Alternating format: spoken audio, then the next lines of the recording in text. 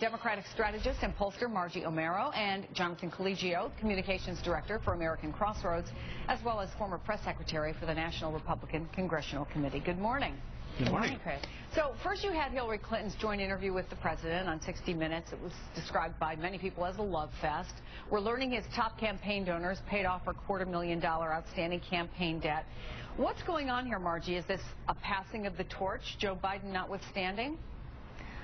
I think it shows a lot of overlapping support for the president for Senator Clinton, for Secretary Clinton, and I think that comes as no surprise. I mean, he's really relied on her in her position as secretary, just like he's relied on Vice President Biden, who's had a lot of strong successes and clear accomplishments in the last few months, and I think that all of this is consistent and a good foundation for whatever Secretary Clinton decides to do next. And let's look at this super PAC, Jonathan, because you work for a very powerful one. How significant is it that two longtime supporters have already formed this new Ready for Hillary super PAC, and how much is American Crossroads spending on Oppo research already?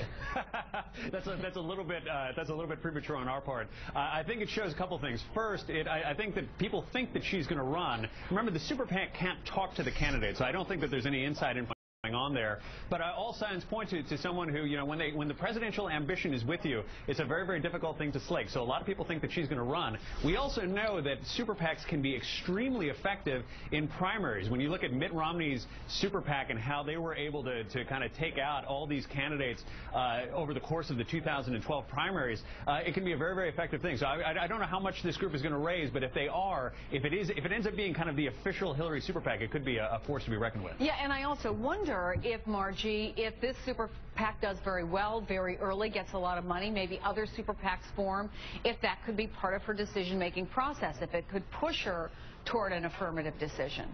It's possible. I think Hillary Clinton has a lot of things to think over. She has a well-deserved break ahead of her. And what's great about Hillary Clinton is that whether she decides in the next few months or in a year or in a year and a half, she's going to be a strong candidate regardless. She's going to be able to raise money. She obviously is incredibly well-known. Polls show she's incredibly well-liked. And by contrast, when you look at candidates who start much later, who don't have that national profile, that late start, they can't ever get off the ground, whether it's Rick Perry or John Huntsman, and they just can't ever get there. So regardless of the timeline, I think Clinton is going to be in an incredibly strong position. Well, speaking of who has a national profile, of course, it's not all about Hillary Clinton. Joe Biden has been building his brand. There have been a lot written about this.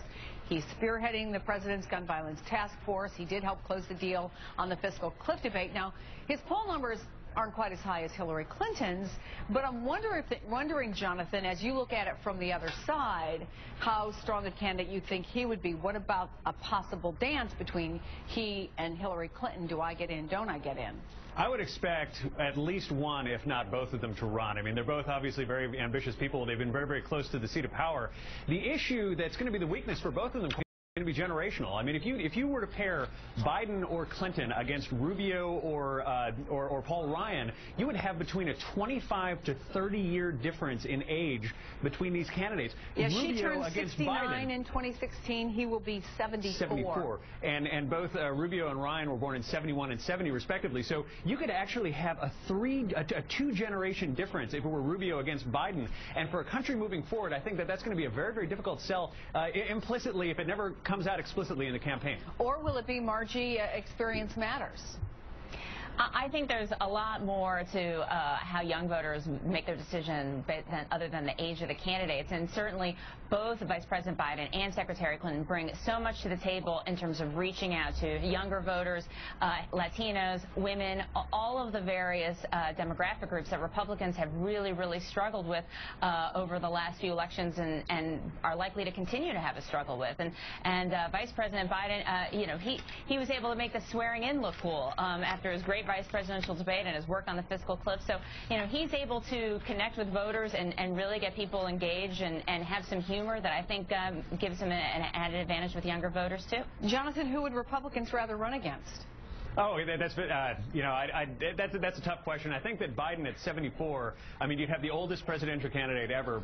Hillary Clinton would be the second oldest after Ronald Reagan. So I think either of those would really present an opportunity, especially for the other thing it does is that among Democrats, it could create a problem for the leaders that are coming up in the party if they're not willing to step aside and let other leaders come up. I could see some potential weakness in a general under those circumstances. How much do you think, Margie, Hillary Clinton, I mean, she's obviously been through more than a few situations where she's been attacked, whether you're going back to Whitewater or her health care, and of course Benghazi. I think we saw in the hearings what the attack would be from Republicans. Is that a reason to hesitate, and could any of those stick?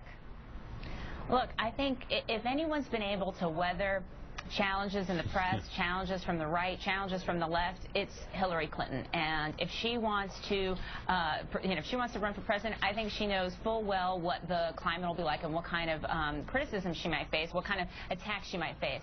Now, right now, she's incredibly popular with Republicans, with Republican elected officials, with Republican voters overall across America. Right now, she is incredibly popular. So she's in a really good place to think this over and move forward if she wants to. Yeah, and I do wonder, Jonathan, if that was a decision that was made by whoever is running against her, particularly on the Republican side, if that doesn't sound too old, if voters who don't seem to have a lot of patience for, not moving forward anyway at this point, you start talking about those kinds of things, they'll wonder, hasn't this been litigated already? Can we talk about where the country's going ahead? I mean, could that really be used against her?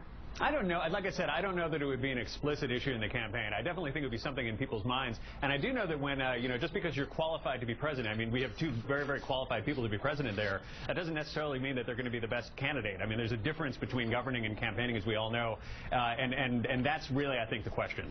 All right. Is how good of a candidate either of them would be on the trail at that point. On the record, Jonathan Collegio said they're both very well qualified. Doesn't sound like he wants to run against either of them. Thank you, Jonathan. Thank you, Margie. Great talking to both of you. Thank you. A program note for you.